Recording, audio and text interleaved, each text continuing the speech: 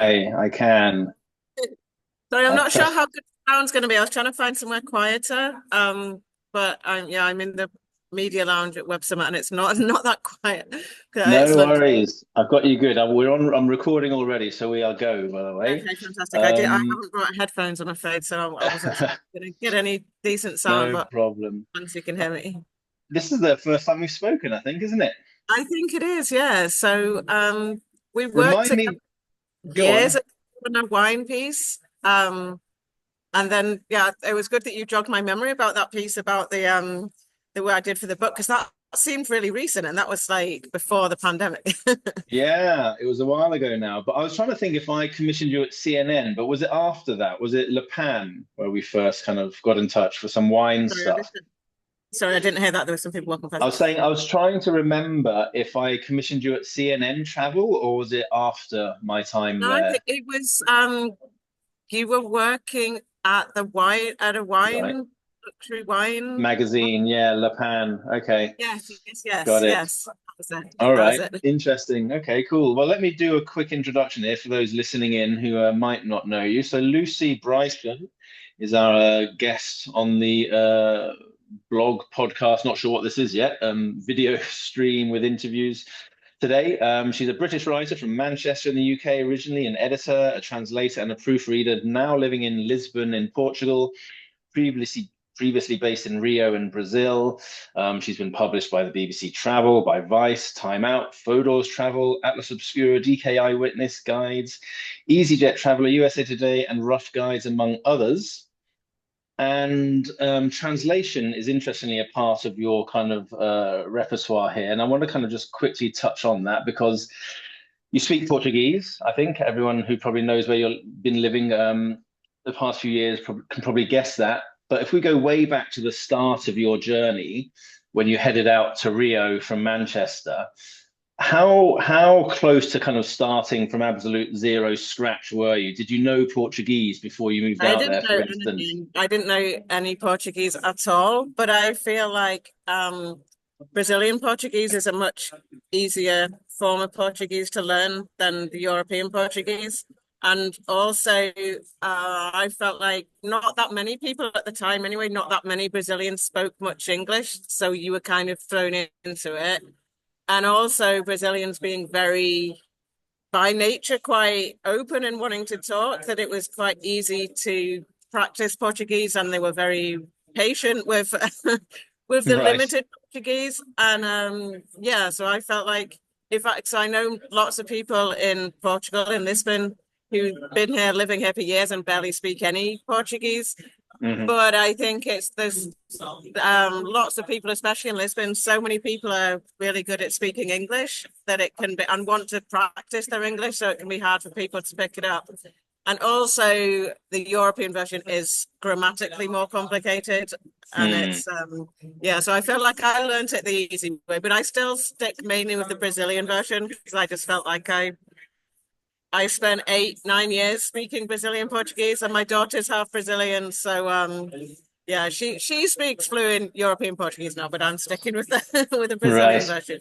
So you had to learn the language, but how much travel writing had you done before moving to Rio, or was that all kind of starting from zero as well? Oh, sorry, it's difficult for me to hear, so I might mishear the questions.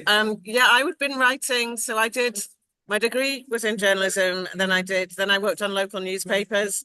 But I'd always really wanted to work more in longer form journalism. So then I went back and did a postgrad in magazine journalism. And then when I finished that, then I worked on magazines in Manchester. Some one was for the hospitality trade, so it was restaurants, hotels, so it was vaguely related. And then I became editor, but that was property magazines. And then eventually I just wanted to take a career break, which was when I went to Brazil the first time. And then when I got to Brazil, I then started picking up work. I think I did a footprint guide to the south of Brazil, and then I got Fodor's and then a rough guide. So then I started picking stuff up there. So I had a background in journalism, but it wasn't in travel writing. So I kind of Right. moved in. Um, and that was when I think when I started traveling, the first time I went to Brazil, and then I did some travel in South America. And I had the rough guide, and I used to kind of read it and think, oh, there are better places than this. And I kind of I felt it would be really good to be able to go in and do that yourself, to go to the places. And but obviously, especially with guidebooks now, it's so hard to keep up with it because everything changes so quickly. Places all the close, time. places aren't as good places. So but yeah, so I decided then that I'd really like to get into travel writing, Mm. and that was And yeah. did it help that I imagine maybe the living expenses over there were a bit lower than in the UK, for example? I know that when I moved to India, for example, it was the perfect opportunity to start to explore a new niche like travel writing because the living expenses were so low. There wasn't pressure to win work every day, every week kind of thing. Was that the same in Brazil? Yeah, for sure. Definitely. When I was first in Brazil, that was definitely the case. Prices were a lot cheaper. The cost of living, rent was cheaper. By the time I left, that wasn't the case so much anymore. Mm. Prices in Rio was getting almost like London standards, really. Everything was really expensive. Um, so yeah, I'd say definitely wasn't the case after a while, but the first few years, yeah, it was definitely easier. Cost of living was much cheaper. The pound was really strong. So yeah. So, but Hmm. then they didn't. I wouldn't recommend it now because Brazil's probably quite expensive now. Yeah, but and I mean that start. Okay, it was kind of a hard slog learning the language and entering a new writing niche. But eventually, you kind of became, as far as I can tell, the go-to writer for people like Fodor's and other magazines, and you kind of became their correspondent in some Yeah, I degree think there in these was places. at the time, probably at the time, not that many long-term residents of Rio that were writers that had a kind of background in writing. So then um, it became relatively easy as soon as the opportunity came up. If someone was looking for someone to cover Rio for I mean, I tried very much to stay away from any kind of political writing because the situation in Brazil was really difficult. So I tried to stick to really just light-hearted stuff, hotels, restaurants, all that kind of thing. And then, yeah, I suppose if someone was looking for someone to cover those kind of places, then I would normally get those assignments. And then You were the switching to name. Portugal, more or less, just kind of switched over. So I went from Fodor's, I was writing about Rio. For Fodor's, I started writing about Portugal. And there's a bit of overlap as well, because I still write about Rio a fair bit. But it was kind of having the language already made it easier, I think, to transition to Mhm. yeah, moving from one country to the other. And did your editors kind of go with you? Like, do you have long-term relationships with editors at Fodor's, for example, or was it the publication that was sticking with you? Fodor's, they did, yeah. There was an editor, I think his name was Luke. He's not there anymore, I don't think. But yeah, he was so he had always commissioned me in Rio for stuff for Rio. And then when I moved to Portugal, he then just commissioned me for I think they were just doing a Portugal book just as I got there. So it was kind of fairly good timing. So with yeah, I think that was probably the only client that I took with me. Other than that, I had to basically start everything. And there Start was a again. time when I was living, but still mainly writing about Brazil because that had been my background. Um, but yeah, no, I've been in Portugal now almost as long, if not longer, than I was in Brazil. So Mm. so now, yeah, I feel like I've definitely moved into the Portugal market. Okay, good. Now, so I want to talk about you mentioned the book that we kind of did together along with about 30 other writers a few years ago. I thought it was an interesting take, your chapter. You wrote a chapter called How to Make a Living as a Travel Writer When Life Gets in the Way. So Uh-huh. just quickly summarize, what did you mean by that title? I think I was just looking back at it, and it seems funny that that was written in 2019, so just before the pandemic, when obviously life really got in the way of following that. I think it was mainly the because I'm a single parent and I have my daughter at home, and I think the issue is trying to manage travel writing and just the need to actually travel as well with childcare and school and basically, yeah, just things that general life stuff that you can't suddenly just drop everything and go globetrotting around. You can't really do that anymore once you have to work around school schedules and stuff. So I think that was what I only had a brief glance over it this morning, and it's a few years since I wrote it, but I think that was what I was mainly talking about. Yeah, I mean, it's a good point, I think, because I think people have this image of the travel writer of being that young, free, and single person who can just drop everything at the at an email's notice from an editor and go traversing the Andes or whatever it is. And I mean, when you are young, free, and single and don't have the burden of paying high childcare bills and all that sort of stuff, that might be possible. But those days are kind of, they get numbered pretty quickly. Yeah, But I think I do sure. remember you saying in that chapter that you quickly lined up assignments with various titles. Vice Munchies and Gastro Obscura. Oh yeah, So yeah, yeah, yeah, yeah. you That was quickly found a way into this to at least start paying a few of these bills. And so I how did, was it yeah. that you managed to get that done quite quickly? Um, I think with Vice Munchies, I think I'd seen a call for pitches somewhere, and I just moved to Portugal, so I was kind of looking. So I contacted, it was Phoebe, who was the editor at the time. I contacted her and just asked if she was looking for any specific angle. I think I was very new to pitching at that time because I'd basically had editors come to me more. So I just started out with pitching. And eventually I had some stories that I pitched to her that she went for. And then I think once he had because I then had a couple of food bylines, then I contacted, there was one story, in fact, there was a couple of stories that I ran in a couple of publications. So there was one that I did for Vice Munchies about this village that has these phallic cakes in in the north of Portugal, and Munchies editor really liked that. I think I did quite like a humorous take on it. But then I also pitched Fodor's with it with a slightly more serious take on it. I mean, you can't be that serious about a piece about phallic cakes, Yeah. but so I managed to get two bylines from that one story, and then there was also this one about these secret Chinese restaurants in Lisbon that I did for Munchies again, and then also for Gastro Obscura. So I managed to get two. I kind of obviously did a different angle for both the stories, but yeah, I think It's it was because then once you know you can show some expertise in something, then it became. So then I did, yeah.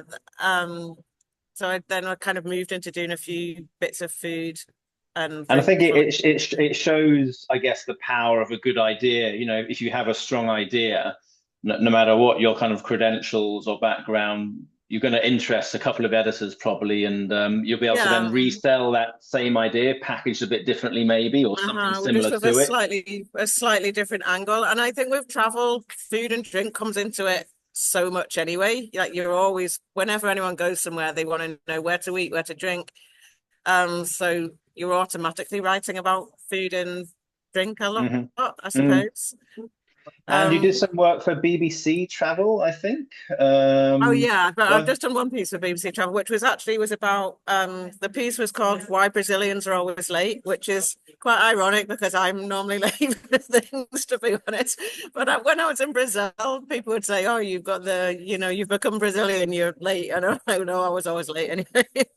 And now I can just say it's because I lived in Brazil for so long that you got an But excuse. yeah, So. that was just one piece that I did for BBC Travel. I would like to do some more pieces, but I have to think of another story that I can pitch to them. Because And I so enjoyed it. And was that was for BBC Travel, but I guess it was kind of more of a culture observation piece then, um, having lived there. But this is after you left Rio, I think, wasn't it, that you did this? Yeah.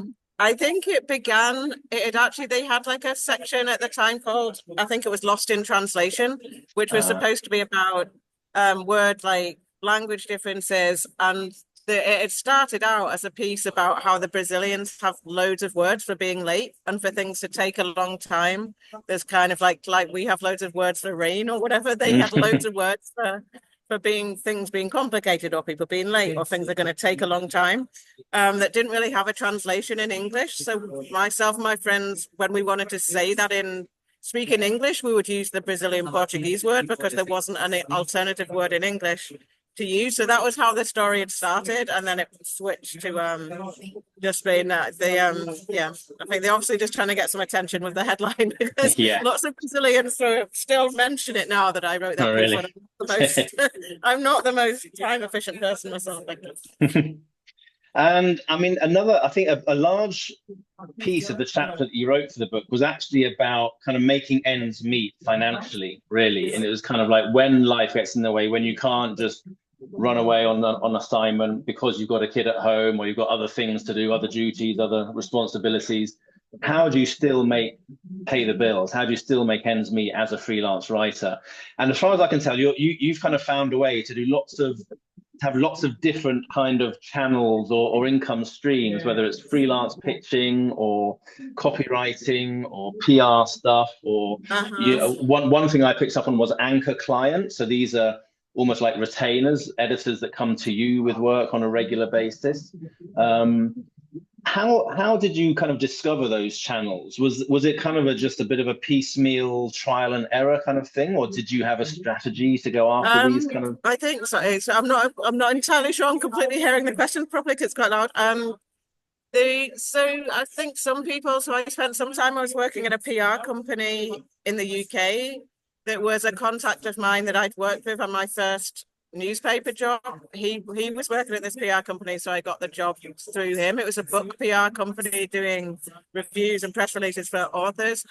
And then so that was nothing to do with travel. It was completely unrelated to travel, but it was just some.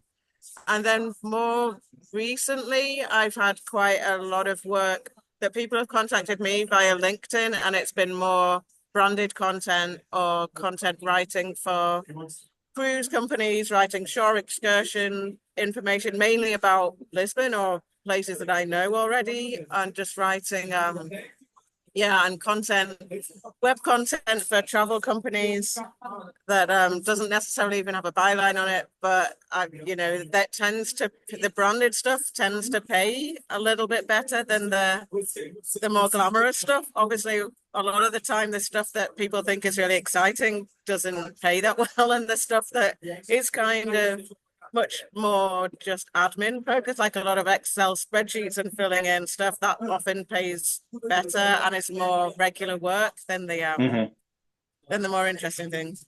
And I guess right now you're at the Web Summit in Lisbon. Are you doing travel stuff there, or is that something else? Here I've got a few meetings here, but so mainly I come every year pretty much because it's such a big thing in Lisbon that you kind of, they have a lot of like after the Web Summit, they have like a lot of night summit events and stuff. So it's always kind of good just to see there's some media stuff happening, like there's some talks on new media, so on, which are really interesting, but also it's just kind of a good way to get the feel of what's happening and where So you're not on assignment or anything. You're not writing a story. No, right? Okay. not specifically. Like I'll normally find something to mention about it afterwards, but I'm not here on any specific assignment now. Okay, sure. So I just want to go back. I mentioned these anchor clients that you spoke about in your chapter about kind of regular returning work that comes to you. Do you have any particular advice about how you find those? Obviously, I guess a lot of it is to do with your relationship with the editor.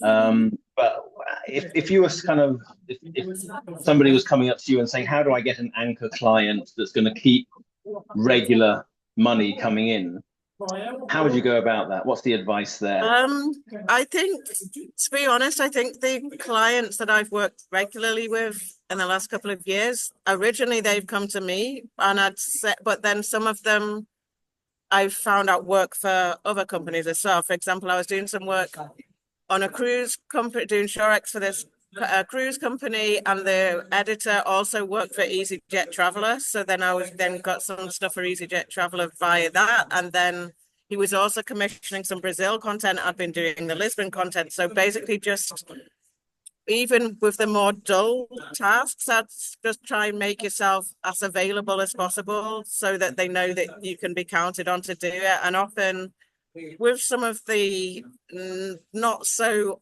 exciting things, you might find yourself, like I often, as many freelancers, I find it really difficult to turn down work because you're worried that something else might not come along. So I might have weeks.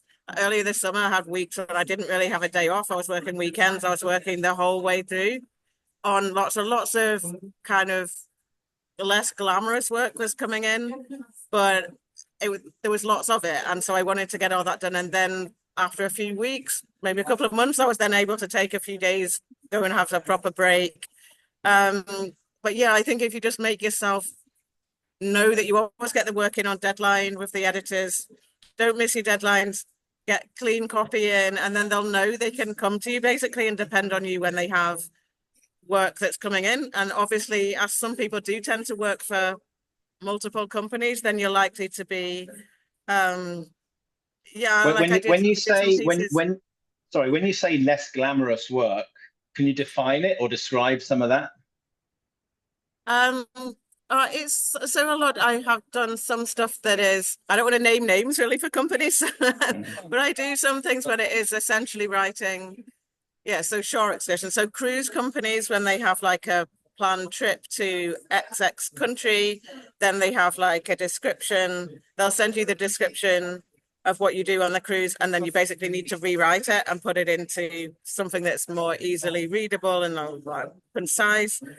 And then there's And others so that is that, might sorry, be. is that for a brochure or something like that, or is it a web article? I am, yeah, it's a brochures, and then there's Okay. others that kind of the like top 10 content for travel companies that essentially they're like the top 10 coffee shops in Istanbul. And it might be something that not really related to my normal line of work, but it would be quite frequent work and come in quite a lot. So obviously if you can get that done, and then those editors are going to bear you in mind for other work as well, because people working for a content company will often represent other clients. So then if someone comes to them looking for something similar, then they're likely to pass you on. Those kinds of listicles, I think Culture Trip did a lot of those. I remember getting some work from Culture Trip from that kind of top 10 stuff. Yeah. I did work so I've worked for Culture Trip. I've done a few things for Culture Trip actually. I'm not recently, but I did quite a few articles for them. they went crazy for a couple of years just to sign in Yeah, they shed did. They loads of suddenly work. had loads. I'm not sure if they're Yeah. still commissioning anymore because I I haven't think heard anything for years. they really pivoted. They pivoted away from the content and much more towards the actual agency business, travel Okay, agency yeah, style that of was. I work. kind of looked them up briefly when I had a couple of ideas that I was wondering if it would be a fit for them, and I couldn't see any pitch guidelines, or I couldn't really work out who to Yeah, pitch no, to anymore. So I wasn't sure. they totally changed their strategy. But those are the kinds of pieces that you don't need to travel. Basically, you can just do that as a kind of a desk research job, rewriting Yeah, stuff that's so already out with the there. pieces I did for Culture Trip, it had all been places that I'd been to, and I did a couple of longer form ones for them as well that were kind of reported on the ground. But then I did the others were all Lisbon. They were looking for someone to do Lisbon content, so I did a load of Lisbon articles for them. But there are some other places that I work for, yeah, when you can basically just do the desktop stuff. Mm-hmm. And because they only very short synopsis, so essentially as long as you can get a good idea and write it in a comprehensive way so I guess that kind of can generate more work, but essentially that's probably the type of work that's most likely to go to AI, Yeah, sure, it because could be. Yeah. it's a Mhm. lot easier for a bot to do it than it is for them to write something more long. Yeah, and cheaper. So one thing I'm just going to pick up on one thing you said earlier as well about these anchor clients. You said in many cases those editors found you. So how did they find you? How did they know that you were the girl to go to in Lisbon or to write something about I Rio think if you hadn't? mainly on LinkedIn, but I've had some people. There was one. It was for a DK. This DK like a Lisbon like a local book, and the editor had somebody contact me on Instagram because she'd found my Culture Trip articles. In fact, she'd found the Culture Trip articles and thought that was the kind of style that they wanted. So she had a researcher contact me on Instagram to try and get my contact details so that they could commission me for the book, which did work out. And I've just updated that book. And on the back of that, I had another few projects for DK. Portugal, another Lisbon book, a book about the Azores. So yeah, so that came about someone that found me on Instagram. But normally it's LinkedIn. So most people find me on LinkedIn. So you just need to make sure your LinkedIn kind of has those Lisbon travel writer keywords scattered around, Yeah. and you should I pop up. think it is. I think probably now it just kind of gets a bit easier because I've been in Lisbon quite a while. So if people search things for Lisbon, my name tends to crop up. I did a Mhm. few pieces for Time Out last year. The last couple of years, I did quite a few pieces for Time Out, which means that the Time Out pieces tend to come up quite quickly when you're looking for stuff about Lisbon. So, yeah, I think that the longer you're in a place, the easier it is for people to come to you essentially because they'll just see your name cropping up. And Yeah. Okay, I'm just going to leave with one final question, Lucy. Has a story you've done and got excited about ever not panned out, like either not been published or the editor hasn't liked it for some reason, like a story that hasn't worked out in any way? And do you know why it wouldn't have worked out? What might have you have changed about it looking no, back? it's not stories that haven't worked out, as in stories that haven't been commissioned or stories that have just As in not stories that you might have spiked. been commissioned for, but then the editor had didn't want to publish it, or maybe they went away and a new editor came in, or Okay. it didn't kind of work out the way they envisaged it, and Um, bad experiences basically in terms of trying to get something out there. Trying to think actually, if I don't think I've had anything spiked. I've had a few that just have taken forever to come out. Mm. Trying to think. I had a few for a while. I was doing some pieces for Matador, Matador, and a few, Hmm. and I mean, they paid really badly anyway. But Yeah. I don't want to cut that if you don't want to name and shame anybody. But they No, did. no, But this we was should years name and ago. shame. I know they pay terribly. I think I got a quote of about $400 for a 4,000 word piece once or something. It seemed Wow. ridiculous. So And I yeah, think this was going back a good few years, and I think at the time they paid $40 per piece. And right. I think they asked for them, so they asked for the articles up front. And then I think there was maybe one or two of them that I'd actually already written, and then they said they'd commissioned them and then said they didn't want to run them. And when it's a badly paying piece anyway, it was a bit, well, I think I could then have taken it somewhere else, but I'd lost interest in it by the time. But I think other than that, I don't think I've had anything. I've had millions that I've tried to pitch and that haven't been commissioned. Of course, I don't yeah. know how many I've had that haven't been The, commissioned. the library of non-commissioned but pitched articles is, could be a really interesting website, couldn't I know. it? I think this is one of my biggest challenges, and that I'll have hundreds, like I have files of pitch ideas that I want to pitch somewhere, and you try to kind of hone that pitch to suit a suitable publication, then you send it, don't hear anything back, and then you kind of just lose faith in the pitch because it's by Mm, the time you've got that pitch to work for, so maybe like the news hook's gone, maybe it's not relevant anymore, maybe so I find like I have a graveyard of pitch ideas that yeah. that Do doesn't go you do anywhere. you pitch do you pitch multiple editors simultaneously?